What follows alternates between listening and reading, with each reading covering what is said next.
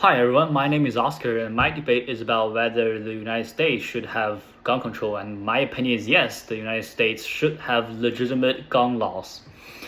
I want to start from the purpose of the Second Amendment. Historically, one important purpose was to protect citizens' right to bear arms so that they can fight against potential tyranny of the nation. But nowadays, the government's military power is far beyond what ordinary citizens with pistols or handguns could resist realistically.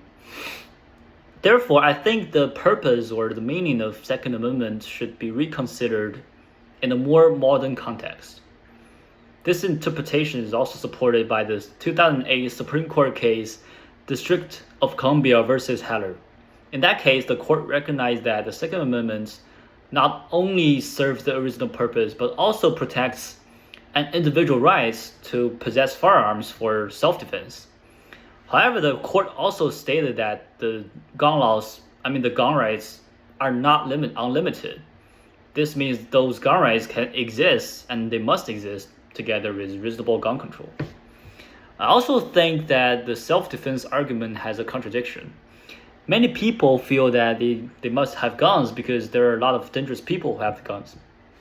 However, if some reasonable gun controls or laws can be imposed to prevent those risky or dangerous people from accessing the guns that easily, then I think the society would be much safer without having to force ordinary citizens to purchase guns.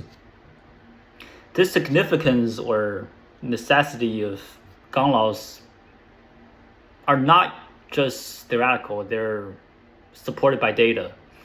According to data from Centers for Disease Control and Prevention, it suggests that states with stronger gun regulations like California, Massachusetts, and Illinois often have lower firearm death rates than states with much weaker regulations such as Alaska, Mississippi, and Wyoming.